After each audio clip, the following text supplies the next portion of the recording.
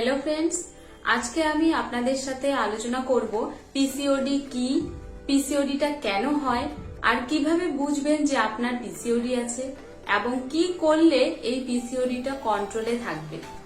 এই সমস্ত কিছু আজকে আমি আপনাদের সাথে বিস্তারিতভাবে আলোচনা করব, তাই ভিডিওটা স্কিপ না করে অবশ্যই শেষ পর্যন্ত দেখুন এবং নতুন যদি কেউ থেকে থাকেন তাহলে অবশ্যই সাবস্ক্রাইব করে রাখবেন এবং পাশে থাকা বেল আইকনটি ক্লিক করে অল নোটিফিকেশনে ক্লিক করে দেবেন, যাতে নেক্সটে কোনো ইনফরমেটিভ ভিডিও পোস্টের সাথে সাথেই আপনাদের কাছে নোটিফিকেশনটা পৌঁছে যায়।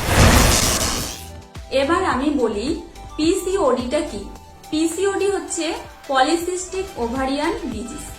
পলিসিস্টিক, পলি মানে অনেকগুলা, সিস্টিক মানে সিস্ট, ওভারিতে যেই অনেকগুলা সিস্ট হয় সেটাই হচ্ছে পলিসিস্টিক ওভারিয়ান ডিজিজ। তাহলে এবার বলি সিস্টটা কি। সিস্টটা হলো যখন ডিম্বাশয়ের চারপাশে অনেক ফলিকেলস থাকে। এই ফলিকেলটা কি তাহলে?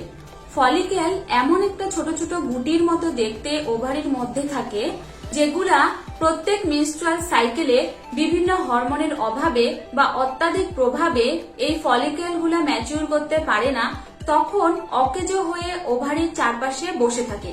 তখন এটাকে বলা হয় সিস্ট, বা ইউএসজিতে এটা সিস্ট হিসাবে ধরা পড়ে। এই যে সিস্টটা হয়, ওভারির মধ্যে যে সিস্টটা হয়ে থাকে, এটা কেন হয়? এর কারণগুলাই বা কি?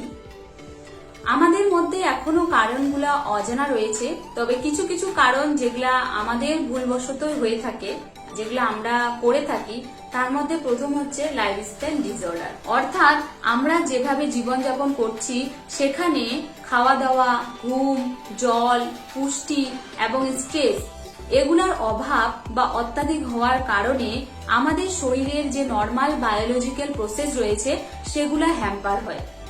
এছাড়া জেনেটিক কারণেও এই পিসিওডিটা হতে পারে এবং আরো অনেক কিছু কারণেও এই পিসিওডিটা হতে পারে, যেগুলো আমাদের কাছে এখনো অজানা রয়েছে। তবে পিসিওডি হওয়ার পিছনে পার্টিকুলার কোনো কারণ নেই। আপনি যদি ভেবে থাকেন যে পিসিওডি হওয়ার আগেই আমি এটাকে আটকে দেব, সেটা এখানে সম্ভব না। পিসিওডি কে পুরোপুরিভাবে নির্মূল করা সম্ভব না, তবে এখানে যেটা সম্ভব সেটা হচ্ছে পিসিওডি যদি হয়ে যায় তাহলে সেক্ষেত্রে আমরা এটাকে ম্যাক্সিমাম ভাবে কন্ট্রোল করতে পারি। এবার প্রশ্ন, সিস্ট হলে কি হয়? সিস্ট হলে যেটা হয় সেটা হচ্ছে ইররেগুলার মেনস্ট্রুয়েশন, অর্থাৎ মাসিকটা যেখানে 21 থেকে 35 দিনের মধ্যে চক্রাকারে হওয়ার কথা, সেটা এই পিসিওডিতে হয় না। কারো দেখা যায় 21 দিনের আগেই পিরিয়ডস চলে আসে, আবার কারো 2-3 মাসও পিরিয়ডস আসে না, অর্থাৎ পিরিয়ডসটা অ্যাবসেন্স থাকে।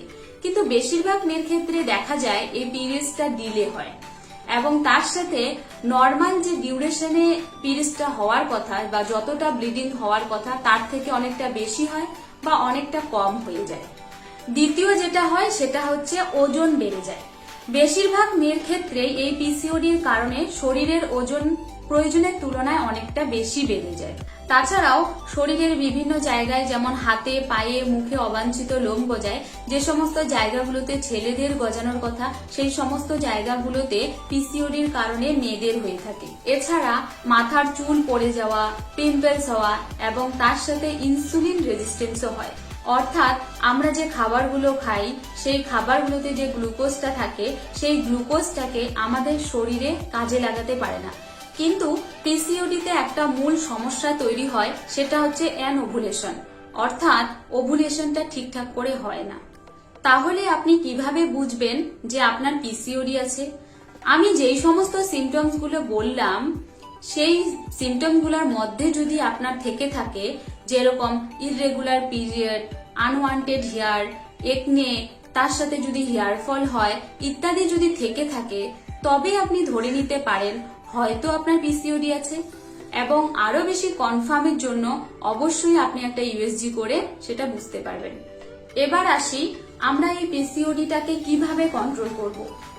প্রথমেই বলবো আমাদের লাইফস্টাইল মডিফিকেশন করতে হবে, যেমন প্রত্যেকদিন মিনিমাম 30 মিনিটস এক্সারসাইজ, পর্যাপ্ত পরিমাণে জল পান করা, পর্যাপ্ত পরিমাণে ঘুম 7 থেকে 8 ঘন্টা, মেডিটেশন এবং যদি সম্ভব হয় তাহলে দৌড়। এছাড়াও আমাদের ফুড হ্যাবিটটাকে চেঞ্জ করতে হবে। বেশি তেল জাতীয় খাবার না খাওয়া, ময়দা জাতীয় খাবার যেমন পিৎজা, বার্গার, ভাজা পোড়া এবং চকলেট এবং তার সাথে মিষ্টি জিনিস না খাওয়া। এ সমস্ত জিনিসগুলা না খেয়ে যদি বেশি করে আমরা ফাইবার জাতীয় খাবার, প্রোটিন জাতীয় খাবার খাই এবং তার সাথে যদি কার্বোহাইড্রেটের পরিমাণটা কমিয়ে দিই, তাহলে ম্যাক্সিমাম পিসিওডি কে কন্ট্রোল করা সম্ভব। যেগুলো আমি কন্ট্রোল করার কথা বললাম সেগুলো যদি আপনি টার্গেট নিয়ে 3 মাস করেন তাহলে অবশ্যই এর ফল ভালো পাবেন। তবে 3 মাস করে আবার ছেড়ে দেবেন না, এটাকে আপনাকে কন্টিনিউ রাখতে লাগবে এবং যদি এটাকে কন্টিনিউয়াস রাখতে পারেন তাহলে আপনি অবশ্যই ভালো থাকবেন এবং অবশ্যই ভালো ফলাফল পাবেন। এবার আসি আরেকটা প্রশ্নে। অনেকেই হয়তো ভাবছেন আমার পিসিওডি আছে, আমার কি তাহলে প্রেগনেন্সি আসবে না? আমি কি তবে মা হতে পারবো না? আমি তাদের উদ্দেশ্যে বলি যে আপনারা যদি লাইফস্টাইল মডিফিকেশনটা করতে পারেন বা করেন তাহলে অনায়াসে আপনারা মা হতে পারবেন। তবে হ্যাঁ, যদি আপনার আনকন্ট্রোল পিসিওডি বা সিভিয়ার পিসিওডি থেকে থাকে তাহলে হয়তো আপনার প্রেগনেন্সিতে বাধা হতে পারে, কারণ পিসিওডি কে আর কোনোভাবেই কন্ট্রোল করা যাচ্ছে না। পিসিওডিটা হাতের বাইরে বেরিয়ে যাচ্ছে, কোনোভাবেই আর কোনো কিছুই করা যাচ্ছে না।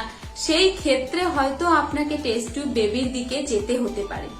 অনেকেই হয়তো ভেবে থাকেন যে টেস্ট টিউব বেবি মানে সেটা তার বাচ্চা না, কিন্তু সেটা একটা ভুল ধারণা। টেস্ট টিউব বেবি মানে যেই মা যেই বাবা, সেই বাবা মায়েরই শুক্রাণু এবং ডিম্বাণু মিলিত করে সেই বেবিটা তৈরি হয়।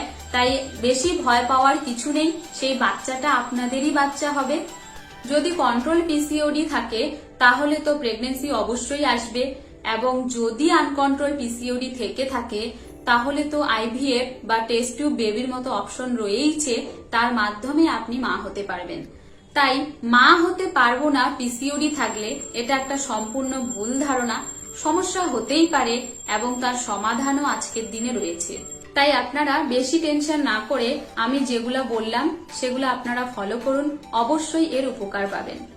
ভিডিওটা যদি ভালো লাগে তাহলে অবশ্যই লাইক, কমেন্ট, শেয়ার করে দেবেন এবং পাশে থাকবেন।